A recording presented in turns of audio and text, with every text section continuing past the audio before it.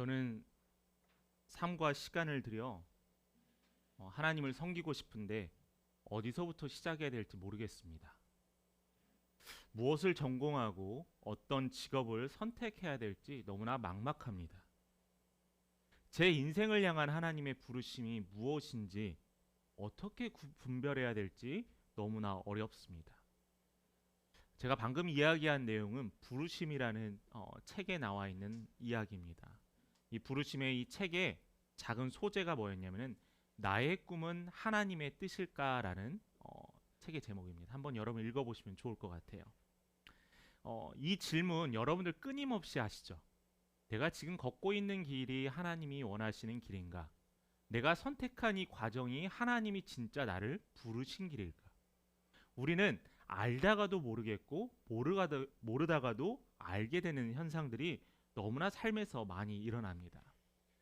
기독교인들은 이 부르심이라는 것들, 이 부르심이라는 단어를 참 많이 사용을 합니다. 문제는 우리 기독교인들이 많이 사용을 하지만은 하나님의 계획이 정확히 무엇인지, 하나님의 부르심이 어떻게 우리가 구별해야 될지에 대해서 우리는 많은 어려움을 경험하고 있다라는 거예요. 이 부르심을 제가 일반적인 부르심과 특별한 부르심 두 가지로 구분해서 우리가 생각해 볼 수 있는데, 일반적인 부르심에 대해서 우리가 말씀을 한번 같이 읽어보도록 하겠습니다. 마태복음 22장 37절과 40절의 말씀입니다. 같이 읽겠습니다. 예수께서 이르시되 내 마음을 다하고 목숨을 다하고 뜻을 다하여 주 너의 하나님을 사랑하라 하셨으니 이것이 크고 첫째 되는 계명이요 둘째도 그와 같으니 내 이웃을 내 자신과 같이 사랑하라 하셨으니 이 두 계명이 온 율법과 선지자의 강령이라. 아멘. 우리가 하나님은 사랑입니다 시리즈 기억나시죠? 우리 10주간 하나님은 사랑입니다 라는 시리즈로 말씀을 나눴었는데 우리가 확인했던 말씀입니다. 하나님과 이웃을 사랑하라는 그 명령, 그게 바로 하나님께서 우리 모두를 향한 동일한 부르심이라는 거예요. 그래서 이것을 우리는 일반적인 부르심이라고 합니다. 그렇다면 반면에 특별한 부르심이 뭐냐면은 우리가 흔히 알고 있는 달란트 있죠. 은사 있죠. 이것이 우리가 특별한 부르심입니다. 그래서 여러분들이 지금 가지고 있고 섬기고 있고 여러분이 많은 시간을 보내고 있는 직장, 이 직장이 하나님의 부르심과 달란트고요. 또한 어떤 이들에게는 또한 가정이, 어떤 이들에게는 삶의 목표가 비전이 특별한 부르심입니다. 왜냐하면은 각자에게 주신 하나님의 부르심이라는 거예요. 여러분들의 직업은 사명이 되었고 하나님께 영광을 돌리는 하나님의 귀한 통로가 되었습니다. 직업뿐만 아니라요, 인생의 다양한 방식에서도 나타납니다. 가정에서도, 교회에서도, 또한 우리가 만나는 인간적인 이 관계에서도 우리는 하나님의 특별한 부르심이 있다라는 거예요. 그 특별한 부르심을 향해서 오늘 본문의 말씀에서 이 특별한 부르심을 이야기하고 있습니다. 그런데 여러분 기억하실 것은 특별한 누군가의 재능이 아니라는 거예요. 재능 있는 사람만을 향한 특별한 부르심이 아니라 일반적인 부르심이 될 수 있다라는 거예요. 그러므로 말미암아 이 모든 부르심의 이야기가 우리의 이야기가 될 수 있고 또한 나의 이야기가 될 수 있다라는 겁니다. 여러분 성경은, 우리가 읽고 있는 이 성경은 살아 있습니다. 믿습니까? 이 성경은 죽어있는 역사의 하나의 기록이 아니라는 거예요. 이 성경은 과거에도 있었지만 지금 현재도 일하시는 하나님, 우리를 부르시는 하나님의 기록이라는 겁니다.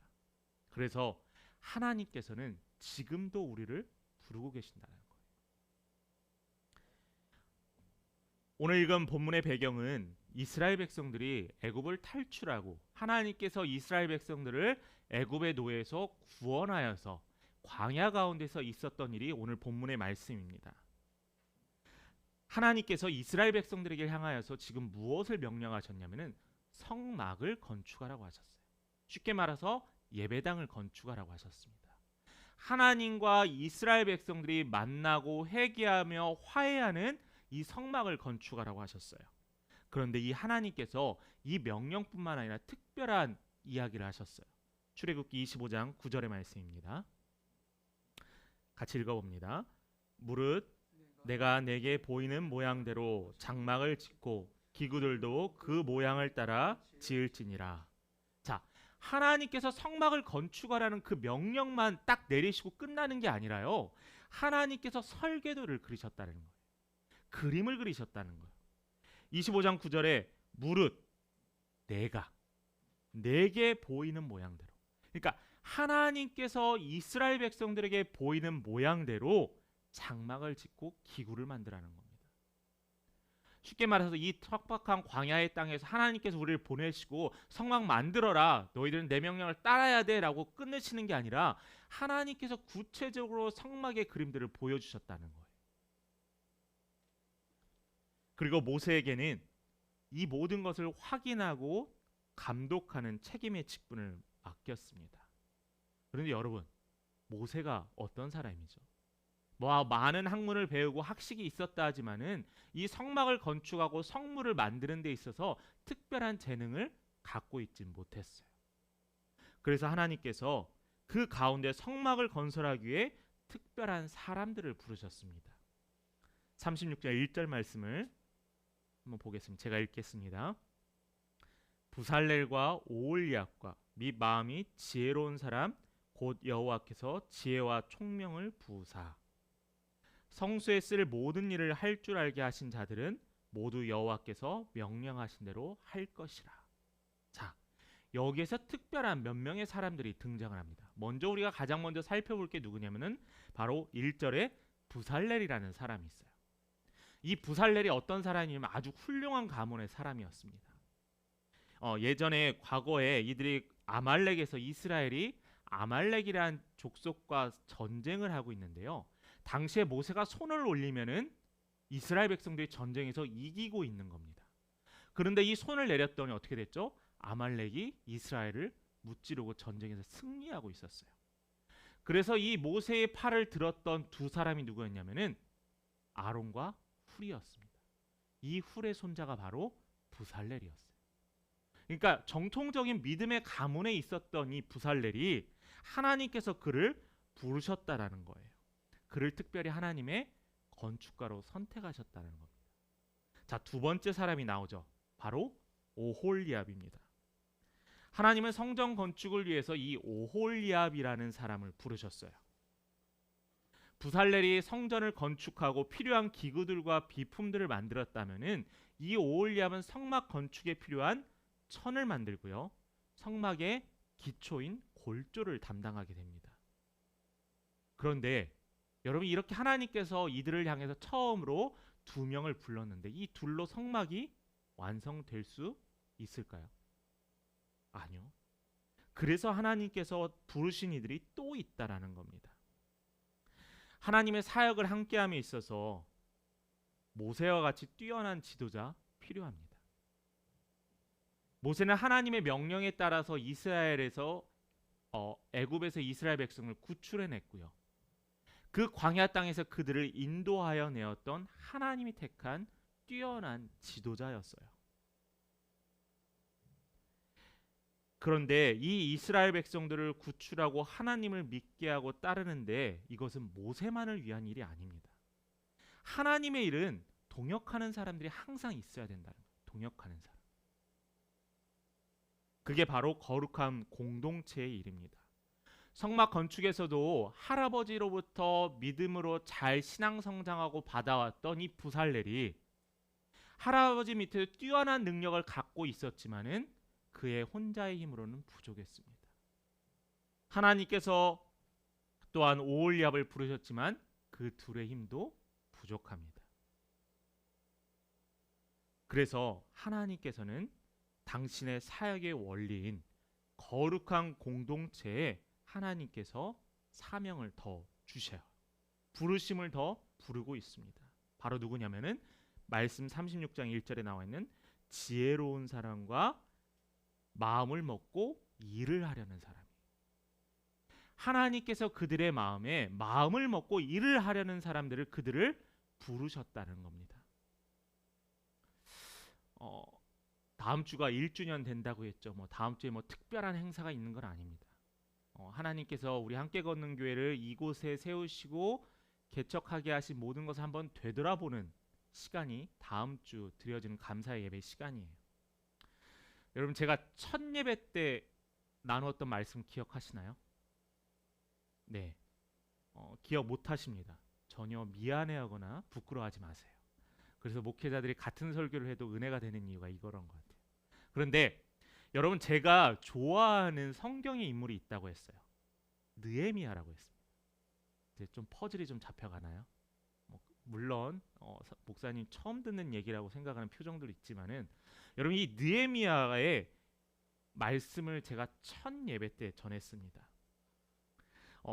느헤미야가 예루살렘의 무너진 성벽을 보고 하나님께서 그의 마음에 아픔을 주시고 꿈과 비전을 주셨는데, 그가 도저히 혼자 감당할 수 없어서 노예 생활했던 이스라엘 백성들을 끌고 하나님의 성전을 위해서 성벽을 건축하는 일을 합니다. 느헤미야 3장에 보면 이 성벽을 건축하는 과정 가운데서 각자의 족속과 가문이 정해진 인원에 따라서 정해진 성벽의 재건을 감당하게 되었어요. 자, 저는 이것이 너무나 우리 교회에 필요한 거라고 생각을 하는 거예요. 이 시대에 우리 교회에 필요한 거라는 겁니다. 관람석에 앉아서 예배드리는 예배자가 아니고요. 교회 사역을 바라보며 저 사람들이 해주는 것에 내가 받는 공급자가, 수혜자가 아니라 우리는 같이 성벽을 건축해야 한다는 거예요. 오늘 본문의 말씀처럼 성막을 같이 건축해야 된다는 겁니다. 교회의 크기나 사역의 규모, 그것은 하나님의 사역의 절대적인 조건이 아니라는 거예요. 작다고 하여서 한두 사람이 교회를 세울 수 있다는 것도 물론 절대 아닙니다. 한두 사람이 교회의 사명을 감당할 수 없어요. 그랬던 것처럼 부셀렐과 오홀리압이 성막 건축을 감당할 수 없었듯이, 하나님께서 그들의 마음에 헌신할 자들, 하나님께서 그들과 동행할 자들의 마음을 이끄셔서 그들을 부르셨다라는 거예요. 나는 수많은 군중 중에 한 명이 아니라 나는 수많은 군중 가운데 특별히 택하신 하나님이 원하시는 하나님의 백성이라는 겁니다. 1970년대에 아주 훌륭한 당시의 전도자였던 목사님이 여의도에 오셔서 말씀을 전했던 때가 있어요. 저도 듣기로만 했습니다. 근데 그때 30만 명이 모였대요. 여의도에. 왜 모였을까요? 맨 뒤에 있는데 앞에 사람이 보이지도 않고 말도 잘 안 들리는데 왜 모였을까요? 저는 그것이 바로 우리 교회를 향한 성도들의 책임감이라고 생각이 들어요. 사람을 채우기 위함이 아니고요. 하나님께서 나를 그 자리에 부르셨다는 거예요. 마찬가지처럼 성막을 짓기 위해서 부살렐과 오홀리압과 모세만을 특별한 사람들이 맡는 책임과 의무가 아니라 모든 이스라엘 백성, 마음을 움직이는 이스라엘 백성들이 동참해야 될 것이 바로 이 성막의 건축이라는 겁니다. 그래서 여러분, 하나님께서 지금 이 자리에 여러분들을 부르셨어요. 두 번째입니다. 아까 이야기했듯이 하나님께서 설계도를 보여주셨어요. 구체적으로 이야기해 주시고 보여주셨어요. 그런데 하나님께서는 여기에 더하여 지혜와 능력을 더해 주셨다는 겁니다. 하나님께서는 명령하셔서 그 사명감에 부담감만 주시는 분이 아니에요. 성도님, 교회에서 이것 좀 하세요 하고 딱 모른 채 하는 게 아니라는 거예요. 우리를 광야에 버려두시고 우리를 던져주시는 분이 아니라는 겁니다. 우리를 인도하시고 구름기둥과 불기둥으로 만나와 메추라기로 늘 인도하셨던 분이 바로 우리의 하나님이시라는 거예요. 인간의 생각으로 전혀 기대하지 못했던 때에 우리는 선물을 하나 받게 되었습니다. 그게 뭐냐면은 하나님께서 우리의 삶에 개입하셨다는 거예요. 하나님께서 우리에게 위로로, 격려로, 인도하심으로 개입하십니다. 36장 1절을 우리 한번 다 같이 읽어볼까요? 36장 1절입니다. 시작. 부살렐과 오홀리압과 및 마음이 지혜로운 사람과 곧 여호와께서 지혜와 총명을 부으사 성소에 쓸 모든 일을 할 줄 알게 하신 자들은 모두 여호와께서 명령하신 대로 할 것이라. 자, 중간에 보면은 여호와께서 지혜와 총명을 부었다라는 거예요. 하나님께서 명령을 하셨는데 사람을 부르셨는데 그들에게 버려둔 것이 아니라 지혜와 총명을 주셨다는 거예요. 하나님은 성막 건축에 출애굽기 31장과 35장에도 동일한 이야기가 나오지만은 하나님의 영을 부어 주셨다고 했어요. 지혜와 총명도 주셨다라는 겁니다. 그들에게 감당할 수 있는 힘을 주었다라는 거예요. 그래서 내가 하려는 사역이 아니라 하나님이 원하시는 사역의 자리에 부르심에 응답하는 거라는 거죠. 제가 예전에 교회에서 사역할 때 연말이 되면 참 힘들었어요. 교사를 안 하시려는 분들, 교회의 사역을 잠깐 내려놓으시려는 분들 너무나 많습니다. 그래서 성도들의 마음을 제가 한번 생각해 봤더니 혹시 연말에 목사님이 이런 소명과 사명에 대한 설교를 할 때마다 혹시 나를 들으라는 설교 아닌가? 성도들도 또 그런 생각이 들 수 있을 거라고 생각을 해요. 그런데 말씀에만 우리가 기억한다면은 하나님께서 우리를 부르시고 지혜와 총명을 부어 주셨다는 거예요. 저는 이것이 너무나 위안이 돼요. 저는 이것이 너무나 위로가 돼요. 만약 내 힘으로 내가 무엇인가를 하려 했다라면은 내 힘이 부족하여서 내가 연약하여서 내가 쓰러지고 절망하고 좌절할 때마다 나는 일어설 힘이 없었을 거예요. 그런데 우리 하나님께서는 우리에게 일어설 수 있는 힘을 주셨다는 거예요. 무엇을 통하여서? 지혜와 총명을 통하여서. 하나님의 영을 부어 주셔서요. 그래서 저는 이 모든 말씀이 저에게 위안이 됩니다.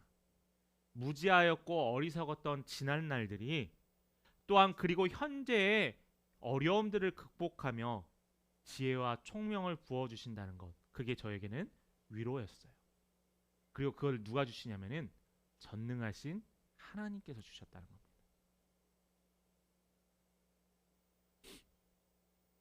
제가 유학 시절에 첫 수업이 전공하고 싶었던 과목의 수업이었습니다. 과목의 제목이 뭐냐면 종교와 사회였어요. 종교와 사회. 대학교 때도 그 관련된 과목도 많이 들었고요. 대학원 때는 특별히 더 많이 들었습니다. 제가 하고 싶고 배우고 싶었던 과목들이었거든요. 근데 가자마자 언어가 완벽하지 않았던 저에게는 이 사전 지식이 있어서 그래도 수업에 잘 따라갈 수 있지 않을까라는 기대감을 가졌어요. 제 능력을 통해서. 제 경험들을 통해서요. 그런데 그 당시에 첫 수업에 15명의 학생이 등록을 했는데 수업이 4학점짜리였거든요. 3시간 반의 수업을 했습니다. 그런데 이 3시간 반 동안 3시간 동안 토의와 토론을 하는 거예요. 듣기도 힘들고 어려웠던 제가 이것이 녹음을 하기에는 3시간 반을 제가 다시 들을 수 있는 자신감도 없었습니다. 서로 자신들의 이야기를 하는데 제가 이야기를 하지 않으니까 교수님이 저를 빤히 쳐다보더라고요. 말해 라는 느낌. 근데 말할 수 없었어요. 왠지 제가 말하면은 틀릴까봐, 실수할까봐. 그날 저녁 10시에 수업을 끝나고 집에 가서 제가 어떤 마음이 들었을까요? 좌절했습니다. 내가 과연 이 수업을 들을 수 있을까? 계속 할 수 있을까? 분명히 마지막 10분 동안 교수님께서 과제도 이야기하고 다음 주에 해야 될 것도 이야기한 것 같은데 의심이 되는 거예요. 내가 들은 게 제대로 들은 걸까? 마음에 의구심이 계속 생겼습니다. 집에 들어와서 한숨만 쉬었고요. 아내에게 위로를 받았습니다. 근데 그 위로가 다음에 다가올 그 수업에 대한 극복으로는 다가오지 않더라고요. 그런데 하나님께서 한창 고민하고 좌절하던 저에게 한마디의 빛과 같은 위로의 말씀을 해주셨어요. 뭐였냐면은 하나님께서 나를 이곳에 보내셨는데 내가 이것도 감당하지 못할까라는 거예요.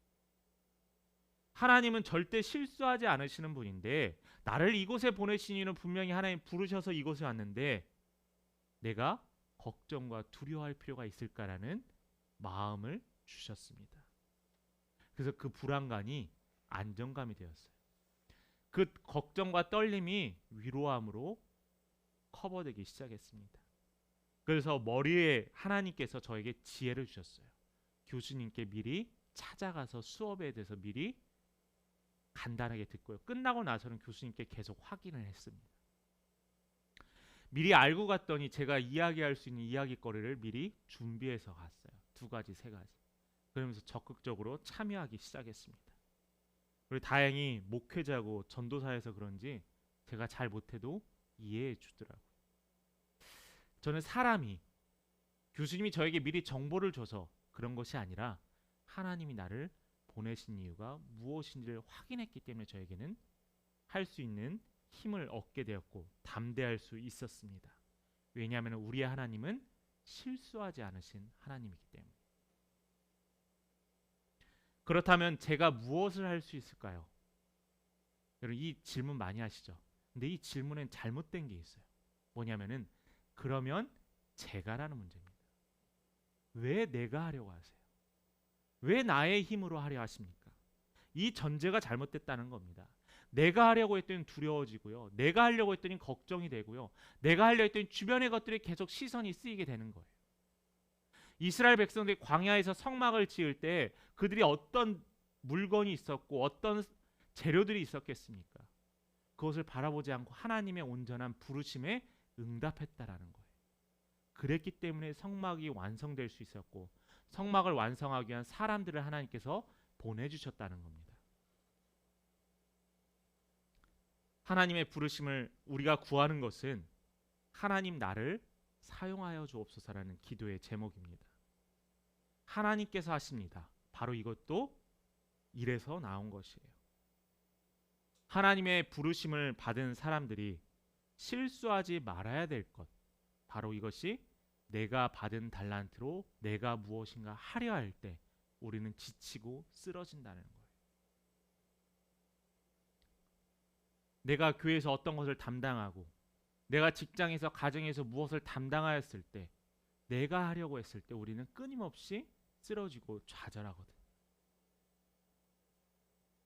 요즘은 남편분들 집에서 살림 많이 하시죠.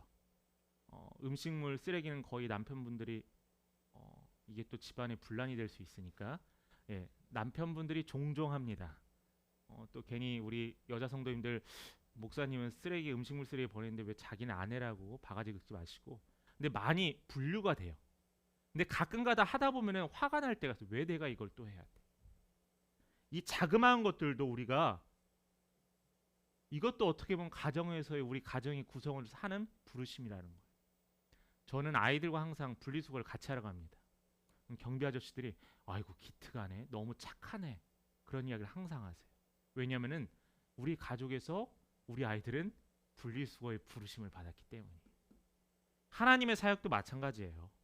내가 하려고 할 때, 나의 힘으로 하려고 할 때, 또한 겸손하여지지 않았을 때 나는 부패할 수 있습니다. 그래서 주신 은사를 자신을 높이는 데 사용하지 말고 여러분들 교회나 여러분들 가정이나 또 여러분들이 있는 직장과 사회에서 사용하시기 바랍니다. 결코 나의 힘으로 하지 마시고 그러면은 내가 지치고 탈진하거든요. 지혜와 능력을 주시는 하나님께 구하고 주실 것을 믿으며 잘 감당하시는 우리 귀한 성도님 되기를 간절히 축원합니다. 마지막 3번째가 뭐냐면은 지혜와 총명을 주셨는데 어떻게 주셨냐면은 넉넉함으로 주셨다는 겁니다. 말씀을 좀 많이 좀 찾아보려고 해요. 우리 출애굽기 35장 4절과 5절의 말씀을 한번 같이 봉독하도록 하겠습니다. 자, 이 말씀은 성막 건축을 위해 모세가 이스라엘 백성들에게 헌신을 요청하는 장면입니다. 같이 읽어봅니다. 시작. 모세가 이스라엘 자손의 온 회중에게 말하여 이르되 여호와께서 명령하신 일이 이러하니라. 이르시기를 너희의 소유 중에서 너희는 여호와께 드릴 것을 택하되 마음에 원하는 자는 누구든지 그것을 가져다가 여호와께 드릴지니. 자, 예, 거기까지만. 금과 은과 놋은 우리 지금 별로 그 전까지만 좀 우리가 기억해 보도록 하겠습니다. 지금 이 말씀이 모세를 통하여서 하나님께 전해질 때가 언제냐면은 시내산에서 모세가 2번째 돌판을 갖고 내려왔어요. 받고 와서 모세가 이스라엘 백성들에게 성막에 대해서, 건축에 대해서, 제사장의 옷에 대해서 말씀을 전하고 있습니다. 그러면서 백성들은 그것을 만들기 위한 재료를 즐거이 드리라라고 하고 있어요. 자, 여기에서 기억해야 될 것은 우리 앞에 말씀 잠깐 한번 다시 앞으로 돌아가 볼까요? 뭐냐면은 마음에 원하는 자라는 겁니다. 마음에 원하는 자. 우리 말씀을 하나 더 찾아봅니다. 출애굽기 35장 21절의 말씀입니다. 21절입니다. 같이 읽어봅니다. 시작. 마음이 감동된 모든 자와 자원하는 모든 자가 와서 회막을 짓기 위하여 그 속에서 쓸 모든 것을 위하여 거룩한 옷을 위하여 예물을 가져다가 여호와께 드렸더니. 자, 여기 성경에서 뭐라고 기록하고 있어요?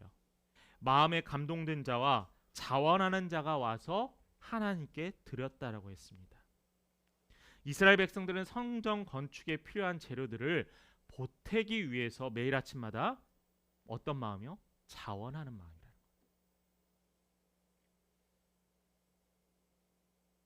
다른 이야기는 하지 않을게요. 어떻게 보면은 이게 또 헌금에 대한 이야기네라고 생각할 수 있지만 이것은 헌신에 대한 이야기고 이것은 저의 이야기가 아니라 하나님 말씀에 근거한 이야기입니다. 이스라엘 백성들은 하나님께서 삶의 형편이 어떠할지라도 그들에게 요청하셨고 그 요청에 응답하지 않은 자들은 하나님께서 그들의 마음을 자원하는 마음으로 드렸다라고 했어요. 자, 그런데 당시 상황을 한번 생각해 볼까요? 그들이 어디에 있었죠? 바로 광야에 있었습니다. 그들의 삶이나 형편이 넉넉하지 않았어요. 먹을 것이 충분한 때가 아니었고요. 그들이 가지고 있던 재산이 넉넉하지 않았습니다. 가진 것은 기껏해야 애굽에서 탈출했을 때 자신들이 모았던 조그만의 돈, 좀 좋은 주인을 만났던 사람 나오면서 얻었던 금과 은과 놋, 겨우 이 조금밖에 없었어요. 그럼에도 불구하고 말씀에서 뭐라고 기도하고 있죠? 기뻐하며 즐거운 마음으로 자원하여 드렸다는 겁니다. 또 하나의 말씀을 우리 읽어봅니다. 36장 오늘 읽었던 본문의 5절 말씀입니다. 하나님께서 어떻게 기쁜 마음으로 드린 자들에게 어떻게 보응하셨는지에 대한 말씀입니다. 5절입니다. 시작. 모세에게 말하여 이르되 백성이 너무 많이 가져오므로 여호와께서 명령하신 일에 쓰기에 남음이 있나이다. 자, 하나님께서 어떻게 하셨다고요? 넉넉하게 하셨대요. 하나님께서 명령하신 일에 쓰이기에 남게 하셨다라는 겁니다. 이스라엘 백성들 성막과 기구를 만들기 위한 재료들을 더 이상 가져오지 않아도 되었어요. 우리 7절 말씀도 함께 같이 읽어봅니다. 7절입니다. 시작. 있는 재료가 모든 일을 하기에 넉넉하여 남음이 있었더라. 자, 이것을 경험하시는 우리 성도님 되길 바랍니다. 이것을 바라면서 우리가 하나님께 헌신하는 것이 아니지만은 분명한 것은 이것을 주신 이는 하나님이시라는 거예요. 필요한 재료가 남았다라고 합니다. 하나님의 명령에 순종하며 자원하는 자들의 헌신이 결국 그들이 쓰기에 남았다라고 하고 있어요. 여러분 잘 아는 말씀 하나 같이 보려고 합니다. 우리 암송하신 분들 시편 23편 1절 말씀인데요. 우리 함께 기억해 볼까요? 읽어 볼까요? 여호와는 나의 목자시니 내게 부족함이 없으리로다. 자, 다윗이 이러한 고백을 했습니다. 이스라엘 백성들도 경험했고요. 다윗도 이러한 고백을 하게 됐어요. 여호와는 나의 목자시니 내게 부족함이 없다라는 거예요. 저는 이 말씀에서 부족함에 대해서 한번 생각해 봤으면 좋겠습니다. 여러분 다 부족하다고 느끼시죠? 부족하지 않고 저는 넉넉하다고 하는 사람을 제가 지금까지 만나본 적이 별로 없는 것 같아요. 인간은 다 누구나 부족한 것을 느끼며 살아갑니다. 누가 봐도 부족함이 없을 것 같은 사람도 옆 사람을 보면서 그 사람을 통해서 내가 부족함을 느끼게 돼요. 모든 사람들이 객관적으로 부유하고 부자라고 할지라도 일만 하는 사람들도 있습니다. 객관적으로 많은 사람들이 부유하다라고 말하는 사람들도 늘 자신의 주위에 누군가가 나보다 부유하다면 나는 궁핍함을 느끼게 돼요. 이게 우리 삶에서의 많은 사람들의 이야기더라고요. 근데 이게 불행한 삶이 아닐까라는 생각을 합니다. 불행한 삶은 다른 것이 아니라 만족하지 않는 삶이에요. 여러분, 성경에 나타나는 부족함이 없다는 것은 모든 것을 내가 다 소유하고 가졌다라는 의미가 아니에요. 꼭 기억하세요. 부족함이 없다는 것은 내게 꼭 필요한 것이 다 있다라는 거예요. 내게 지금 꼭 필요한 것들이 있다라는 겁니다. 바울이 5,000km 이상을 걸으며 전도하며 몸에 병이 있으면서 그가 전도할 수 있었던 것은, 그가 항상 자족에 대해서 이야기할 수 있었던 것은 그가 쓰기에 부족함이 없었기 때문입니다.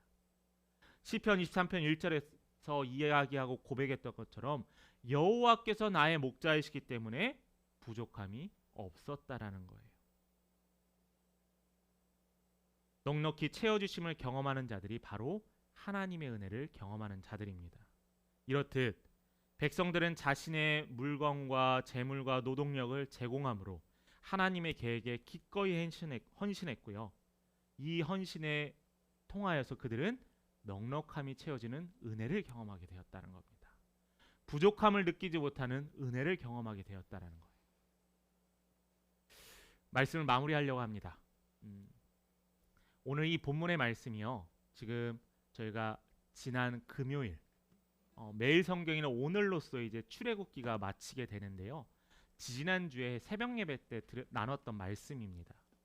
근데 이 새벽 예배 때 말씀을 준비하면서 저희가 어떤 마음을 받게 되었냐면, 이 말씀을 성도들과 함께 나누라라는 마음을 주셨어요. 오늘 말씀을 보면 하나님의 부르심에 응답하여 만드는 자, 하나님의 부르심에 자원하여 아낌없이 드리는 자, 또한 그들의 드림을 통해 하나님께서 풍족하게 채워주신 하나님을 경험하게 되었다는 거예요. 믿음의 공동체인 함께 걷는 교회가 어떻게 하나님께 감동을 드리고 어떻게 하나님의 은혜가 넘칠 수 있을까라는 고민을 합니다. 하나님께서 우리를 이 자리에 부르셨다면은 이 자리에서 완성시키실 이는 누구시라고요? 바로 여호와 하나님입니다. 여러분 가운데 시작하는 것이 두렵고 동역함이 부담되어 신앙생활에 대해서 걱정했던 분들도 있습니다. 처음에는 작은 교회, 개척교회를 보면서 내가 무엇을 해야 되는 거 아니야 라는 불안감을 갖고 있으신 분도 있을 거예요. 제가 만나는 모든 사람들마다 하는 이야기가 뭐냐면, 목사님 잠깐 제가 좀 신앙이 좀 안정되고 그때 생각해보고 기도해보겠습니다 라는 이야기를 여러분들만의 모든 사람들이 해요. 그런데 여러분, 하나님께서 부르신다면 그 부르심에 여러분 기억하시고 들으셨으면 좋겠어요. 왜냐하면 그 일을 완성시키시는 분은 하나님이시기 때문입니다. 함께 걷는 교회를 통해서 선교를 보내고 선교를 하고 또한 지역을 돕고 또한 공간을 제공하는 이 모든 것들이 하나님의 부르심에 응답하는 길이에요. 여러분, 이 일을 완성시키시는 분은 하나님이십니다. 하나님께서 여러분들을 부르세요. 그리고 하나님께서 여러분들의 모든 것들을 완성시켜 주실 겁니다. 그래서 여러분에게 명합니다. 부르심에 귀 기울이라. 부르심에 응답하시는 우리 믿음의 성도님 되기를 간절히 축원합니다.